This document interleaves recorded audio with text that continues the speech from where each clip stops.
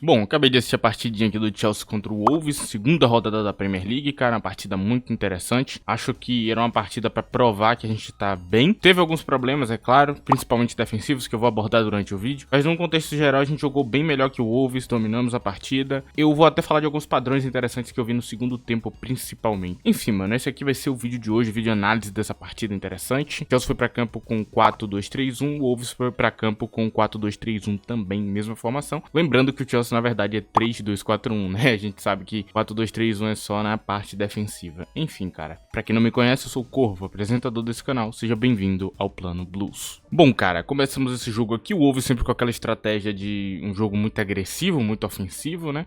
A gente viu o tal do Bellegarde estava jogando na ponta esquerda, inclusive isso é algo interessante. Isso aconteceu muito porque Pedro Neto tá aqui, né? Em vez dele tá jogando no Wolves, ele tá jogando aqui. Quem estaria jogando nessa ponta provavelmente seria Hichan ou até o próprio Pedro Neto, né, invertido, mas não aconteceu porque ele não tá mais lá, então isso afetou eles. Outra coisa que afetou muito o Wolves, e aqui é a pior coisa do mundo pra eles, pior cenário, a não presença de Max Kilman, cara. Max Kilman tá fora do Wolves, né, ele foi contratado pelo West Ham, fez total diferença, né, a diferença é muito grande entre Totti Gomes, Mosquera e Max Kilman. Max Kilman é muito inteligente, ele sabia organizar a zaga, ele era o cara que previa as jogadas e fez diferença. Muito dessa goleada acontece muito por não ter Kilman aqui. A vida de José Sá ficou muito difícil sem a presença dele, cara. É um detalhe que, pra quem não acompanha o Wolves, talvez não note, mas sim, a diferença é muito grande entre os dois. Então, apesar do Wolves ter esse plano agressivo e tudo mais, ele precisaria de um defensor de qualidade, um defensor de elite ali. Inclusive, eu acho que nesse mercado, nesse fim de mercado, eles têm que ir atrás dessa figura, desse cara, desse cabeça na zaga, porque se você vai se propor a atacar tão forte, você precisa de um cara muito inteligente atrás. Esta crítica que eu faço ao Wolves, eu rebato ela ao Chelsea. Seguindo o mesmo caminho, cara. A nossa zaga falhou muito. De novo, sem ninguém pra organizar a zaga, sem ninguém com leitura, sem ninguém com visão de jogo, e a gente acabou sendo bombardeado em alguns momentos ali, no primeiro tempo principalmente, cara. O Chelsea sempre com aquela ideia de atacar com muita força, sempre tentando fazer esse 3-2-4-1 com muitas figuras no ataque, e isso gerava contra-ataques letais. O gol que Matheus Cunha faz, por exemplo, é um gol que Malo Gusto falha miseravelmente na leitura de jogo. Era pra ele estar marcando o Matheus Cunha, inclusive eu vi gente culpando o Fofana, que deveria estar dentro da área mesmo. Era a posição que ele deveria estar naquele momento, porque a jogada ali, ele tava marcando uma pessoa. Quem não tava marcando ninguém era o tal do Malo Gusto, que devia ter feito a linha de 4 e tava quase que posicionado quase que mais pro meio de campo, assim como o lateral invertido. Deveria ter se juntado pra marcar. E foi um erro de leitura de Malo Gusto, foi um erro de leitura da zaga, da falta de um zagueiro central que pudesse dar essa ideia a ele, falar, ó, tem que cobrir a movimentação do cara aqui, mano, você tem que fazer essa parte. Falta esse cara. É algo que tá em falta no Chelsea já há um tempo, ok? Desde que Thiago Silva saiu, a gente não tem essa figura. E no primeiro tempo esse foi o resumo, cara. A gente atacava e tomava ataque, atacava e tomava ataque. Era um jogo de basquete. Foi bem ruim defensivamente, a gente falhou muito. Inclusive, se o nosso querido Wolves tivesse jogadores melhores, eles teriam feito mais gols na gente, ok? O outro gol também, porque é uma jogada boa deles, Strad Larsen, ele não é rápido o suficiente pra Premier League, mas compensa muito em posicionamento, é um cara inteligente, jogou muito bem a partida. Então, basicamente é isso, cara. O primeiro tempo, resumidamente, foi uma partida equilibrada, o Wolves atacou bem, o Chelsea atacou bem, e os dois se defenderam mal. A nossa zaga com problemas novamente. Outro que eu tenho que citar aqui, que é um problema defensivo grave dessa partida, foi Moisés Caicedo. Caicedo errou muito. Você tava muito mal na função. Inclusive, Enzo Fernandes jogou na posição de Caicedo hoje e deu pra ver que ele é muito melhor, né? Uma coisa que eu já falei 1000 vezes, né? O volante não é só defensivo, ele tem que ter boa saída de bola, ele tem que pensar as jogadas. Quando o Enzo tava lá, o controle da saída de bola e o controle das jogadas tava muito bom. A leitura de Enzo Fernandes já tá mais refinada de que de Caicedo na questão defensiva. Ele lê melhor os adversários. Isso faz diferença. Então, quando o Caicedo se machuca ali quando ele toma aquela porrada do jogador do Wolves, inclusive eu não acho que era pra vermelho, ok? Muita gente ficou pedindo vermelho, eu não acho que foi. O pé dele tava baixo. O Caicedo, ele deveria estar jogando melhor, ok? Em vários lances ali que a gente viu durante a partida, o Caicedo devia estar melhor. E ele falhou em leitura, falhou em visão de jogo, falhou nessa parte, ok? Não gostei da partida de Caicedo, achei tão fraca quanto a da zaga. Os laterais meio desconexos ali com a realidade do jogo, ok? Eu não consigo enxergar esses laterais bem dentro de suas funções. Malo Gusto como lateral invertido ainda não tá encaixado. Eu volto a repetir que Renato Veiga pra mim me parece ser o melhor. Enfim, aí a gente vai pro segundo tempo. No segundo tempo, os planos de atacar com muita força, tanto do Chelsea com controle de bola, tanto do Wolves com contra-ataques, permanecem, só que aí o Wolves começa a sentir um pouco mais. Agora, eu não sei se o hat-trick de Madueke foi uma leitura do treinador ou uma leitura dos jogadores. Eu particularmente não sei porque eu não tô lá. Mas pode ter sido a leitura de Enzo Maresca, que ele percebeu uma fraqueza defensiva em cima do lado de Ryan Tinohi e decidiu explorar. Pode ter sido isso, ok? Porque, sinceramente, foi quase como ver um replay, né? A gente viu o mesmo replay em sequência. Ele ia acontecendo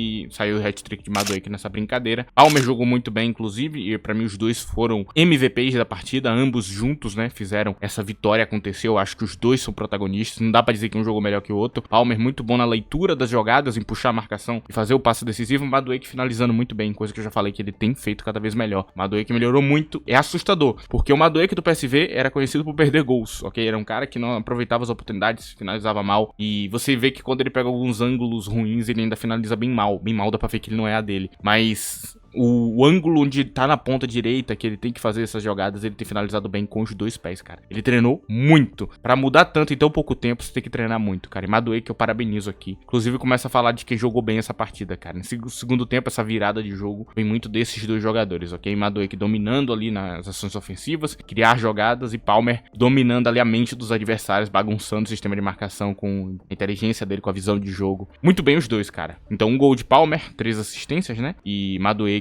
com 3 gols. E uma coisa interessante sobre esses 3 gols de Madueke é que ele gerou 0.54 de XG. E ele marcou 3 gols em 0.54, aproveitando muito as chances. E acredite, as finalizações que Madueke fez foram muito boas, cara. Teve o desvio, né? Que com aquele desvio ali, com certeza, zerou.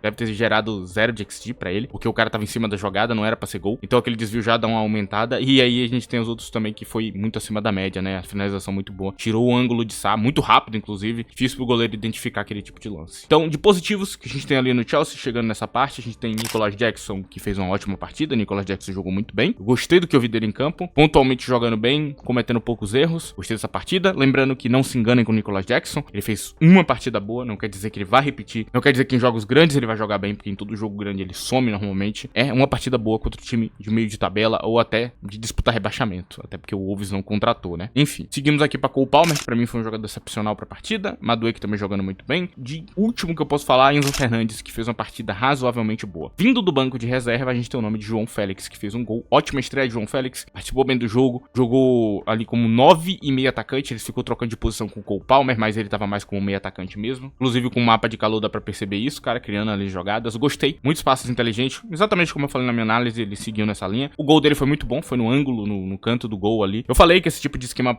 ajuda muito o João Félix, porque eu sei que ele é um jogador que, se ele fosse pro esquema de Pep Guardiola, ele jogaria bem. Se fosse pra esse esquema mais de passe, mais pensado, ele se dá bem com isso aí. Eu já imaginava que seria uma combinação meio que automática, as coisas iam clicar muito rápido. Foi exatamente o que eu esperava da estreia dele. Fez gol, criou o jogo. O time já tava com uma goleada nas mãos, então tentou só administrar, então não teve nem como ele participar mais do jogo. Ele não precisava buscar um resultado, ok? Mas gostei do que eu vi. Pedro Neto jogou melhor que Mudryk, até porque Mudryk eu acho que nem jogou muito bem, né? Fez um segundo tempo interessante ali quando veio do banco. Ninguém mais eu tenho pra falar. Agora de negativos, eu falo do nome de Mudryk, jogou mal pra caramba. Wesley Fofana jogou muito mal. Levi Colwill com péssimas leituras como zagueiro central, não tá se dando bem. E os laterais eu não vou falar nada, pra mim não foi nem bom nem ruim. Parece que eles só não sabem fazer as funções que eles precisam. O Cucurella deixa a desejar na parte defensiva. Malu Gusto não consegue administrar ser um volante e um zagueiro ao mesmo tempo, né? Esse lateral invertido que faz as duas coisas. E do banco, o Renato Veiga que veio não jogou mal, inclusive eu tô citando ele aqui porque ele faz essa função melhor do que Malu Gusto. Talvez seja a hora de tentar investir um pouco mais nele, porque de novo, hoje ele entrou e jogou bem de novo, né? Ele fez uma partida razoável. Não diria que ele jogou tanto, assim, até porque ele jogou muito pouco, mas ele parece ter mais natureza de lateral invertido do que Gusto, ok? E dos que jogaram mal vindo do banco, a gente tem o nome de Desburg Hall. Não gostei de nada do que eu vi de Desburg Hall hoje, jogou muito mal, entrou mal, fez nada de útil no jogo. As críticas acabam por aí. Bom, agora vamos resumir esse jogo aqui, cara. Era um jogo que era pro Chelsea vencer? Sim, financeiramente nós estamos muito acima do Wolves. É obrigação da gente vencer esse jogo. Não era nem pra ter uma dúvida em relação a isso. Principalmente o Wolves perdeu um monte de jogador e até o fim da janela pode perder mais. O Wolves tá numa situação bem difícil, bem complicada. Eu não gosto tanto de Gary O'Neill, técnico deles, já falei isso aqui, inclusive no meu vídeo do Wolves eu troquei o treinador exatamente falando exatamente isso, que eu não acho que ele vem entregar nada demais, eu acho que ele mantém o time na primeira divisão e só isso. O futebol praticado é legal, gosto de assistir, gosto do jeito que eles usam as peças, mas não é nada demais. Então era mais do que a obrigação do Chelsea vencer essa partida. Eles precisavam ganhar essa partida, a gente precisava dessa vitória, dar esse respiro. Foi uma sensação sensação muito boa que eu tive com esse jogo. Uma coisa que eu posso falar pra vocês é que, e aqui eu volto a falar uma coisa que eu falei no Twitter tem, acho que quase um mês, é que se você não consegue se defender bem, ataque melhor que o seu adversário. E esse é o caso de Enzo Maresca. Eu não acho que ele vai solucionar a defesa do Chelsea realmente me parece ser uma peneira. Eu já tenho meio que o meu veredito. Foi na pré-temporada, foi no primeiro jogo do ano, foi no segundo, foi no jogo contra o Servette. A gente é uma peneira, ponto final. E se a gente é uma peneira, ataque melhor que o seu adversário. O jogo de Pochettino não era uma peneira, por exemplo. Eu não vejo essas fraquezas defensivas sendo geradas por ser uma peneira, por ter realmente um buraco ali na defesa. Não era isso. É que ele se focava tanto no ataque e deixava a desejar na defesa. Era mais ou menos essa vibe. Não conseguia equilibrar o campo. Mas a falta de equilíbrio. E eu falo isso baseado no Tottenham também. Porque o Tottenham fazia a mesma coisa que o Chelsea fez